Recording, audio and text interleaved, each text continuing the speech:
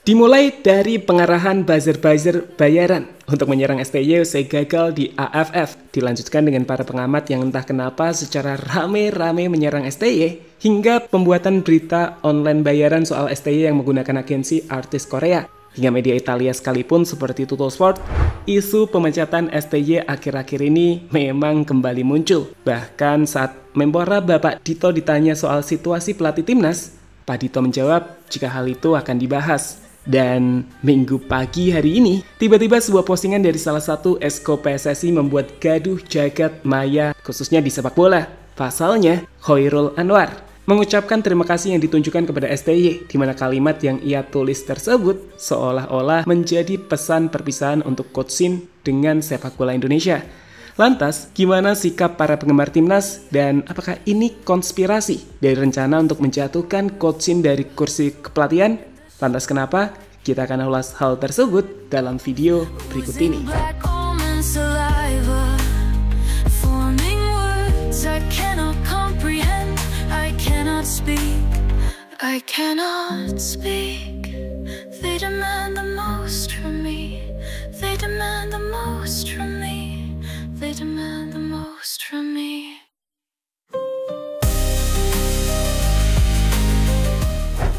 Sejak menangani timnas Indonesia, pelatih tim Garuda asal Korea yakni Coach Shin Tae-yong dapat dikatakan telah membantu timnas berprestasi di kancah internasional. Gak percaya? Kita akan gambarkan beberapa langkah positif yang membantu perkembangan sepak bola Indonesia yang telah Coach Shin lakukan. Pertama, di AFF 2020, saat itu dengan para pemain baru.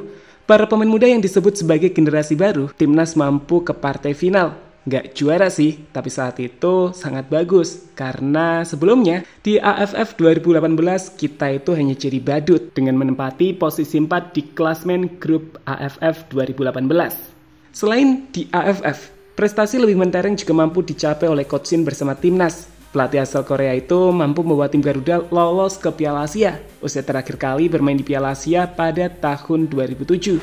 Tak hanya lolos, timnas juga turut ia bawa ke babak 16 besar sebelum gugur di tangan Australia saat itu. Meski begitu, prestasi STY berlanjut dengan lebih mewah di ajang Piala Asia U23. Pasalnya, saat itu timnas mampu mencapai semifinal sebelum dikalahkan tim Uzbekistan. Dan terbaru, siapa yang berpikir Indonesia akan bersaing untuk lolos ke Piala Dunia? Saat tim-tim seperti Australia, Bahrain hingga Arab Saudi berhasil kita buat kesulitan. Ingat, kita saat ini ada di peringkat 3 klasmen kualifikasi Piala Dunia round 3 dan peluang untuk lolos ke Piala Dunia masih terbuka lebar.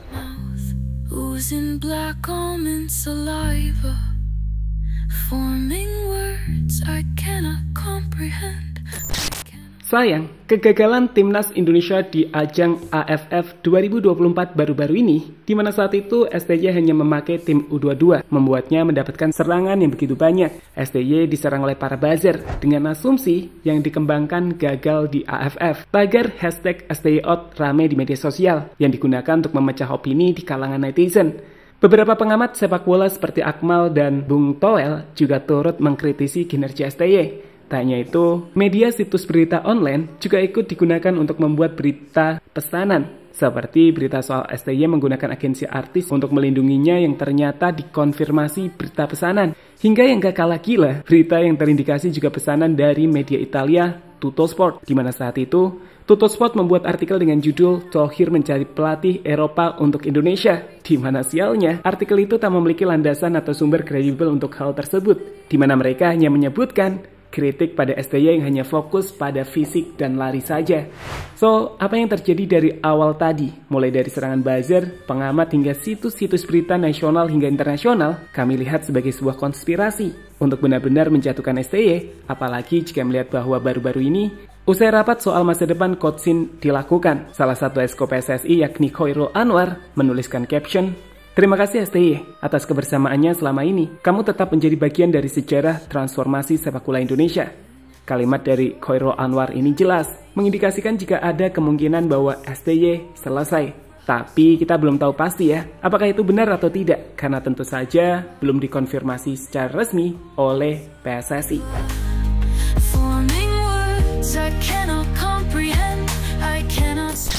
Keputusan ada pada Erick Thohir, tapi Setelah ajang AFF, PSSI dan Esko melakukan rapat untuk melakukan evaluasi. Di sini perlu dicatat bahwa semua dievaluasi, jadi nggak cuma STY saja. Namun, karena masalah STY jadi salah satu poin paling banyak dibicarakan, hal itulah yang selanjutnya ditanyakan. Salah satunya kepada Menpora baru-baru ini, di mana Menteri Dito, Haryo Tejo, menyatakan bahwa PSSI baru saja mengadakan rapat komite eksekutif untuk membahas berbagai evaluasi, termasuk di dalamnya terkait posisi STY. Dito menekankan bahwa keputusan mengenai nasib STY sepenuhnya berada di tangan PSSI sebagai induk organisasi sepak bola nasional. Ia juga menambahkan bahwa pemerintah akan mendukung keputusan yang diambil oleh PSSI. Sebelumnya, Ketua Umum PSSI Erick Thohir menyatakan bahwa evaluasi terhadap kinerja STY akan dilakukan secara menyeluruh, mencakup aspek taktik, pemilihan pemain, dan hasil pertandingan. Erick Thohir juga menegaskan pentingnya evaluasi ini untuk memastikan timnas Indonesia dapat mencapai prestasi yang lebih baik di masa mendatang. Selain itu, Wakil Ketua Umum PSSI Zainuddin Amali menyebut bahwa dalam rapat Esko PSSI, keputusan mengenai masa depan STY itu diserahkan kepada Ketua Umum PSSI. Dalam hal ini, Erick Thohir.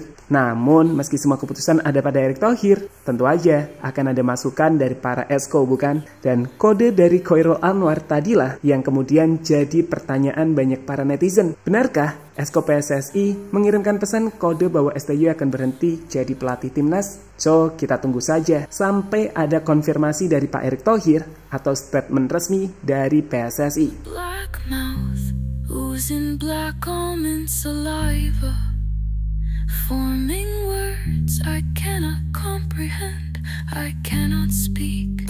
Konspirasi digulingkannya STY karena mafia.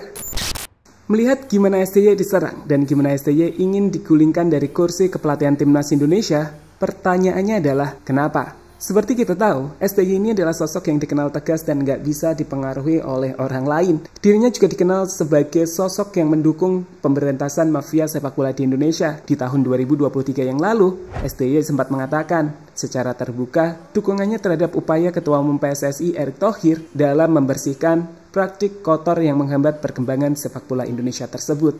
Saya 100% setuju dan sepakat untuk perkembangan sepak bola. Memang masalah seperti ini yang jadi kendala sampai saat ini untuk perkembangan sepak bola Indonesia. Jika Pak Ketum memutuskan seperti itu, saya yakin pastinya sepak bola akan menjadi lebih baik. Ungkap STY, sumber bolaindo.id. Beberapa pihak sendiri berpendapat bahwa sikap tegas STY terhadap mafia bola membuatnya tidak disukai oleh oknum-oknum tertentu yang merasa kepentingannya terganggu. Hal ini menimbulkan spekulasi bahwa desakan untuk melengsarkan STY mungkin dipengaruhi oleh pihak-pihak yang tidak senang dengan upaya dalam memberantas praktik kotor itu. Meskipun hingga saat ini belum ada bukti konkret yang mengaitkan desakan pemecatan STY dengan keberadaan mafia bola. Tapi yang pasti kita juga udah tahu bahwa ada gerakan untuk membuat citra STY buruk. Seperti yang telah dikonfirmasi salah satu Pimret, situs berita yakni pimretgeniusmuslim.id. Saat itu Reza Nurholis sempat mengkonfirmasi jika mereka dibayar agensi di Indonesia untuk membuat berita soal STY menggunakan agensi artis untuk melindungi jabatannya. Di sini, sekali lagi, memang ada bayaran yang diberikan untuk membuat citra STY buruk. So, itu kenapa kami katakan ada konspirasi untuk menggulingkan Sintayong.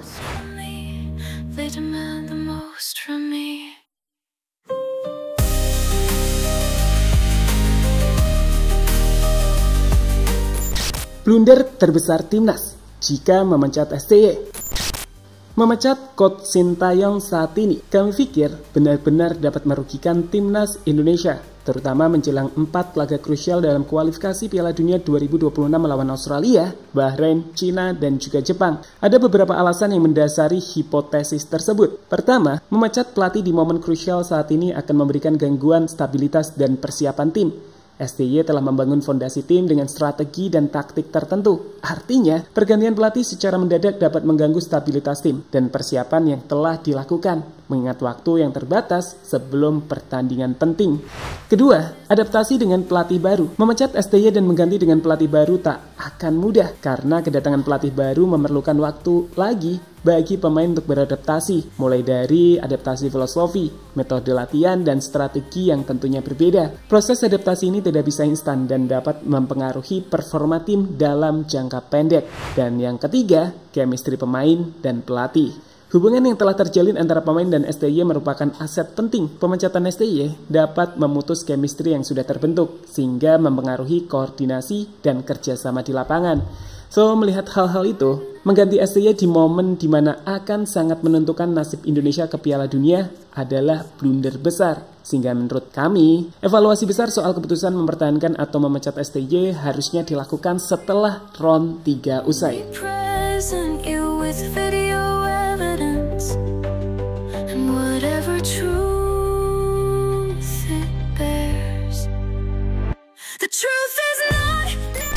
Pada akhirnya, memecat STY sebelum kualifikasi Piala Dunia 2026 selesai, kami nilai bisa jadi blunder terbesar dalam sejarah Timnas Indonesia karena pertaruhannya terlalu besar, yakni lolos ke Piala Dunia. Dan menurut kami, evaluasi sekali lagi harusnya dilakukan setelah fase krusial ini usai untuk menjaga stabilitas dan peluang Indonesia ke ajang Piala Dunia.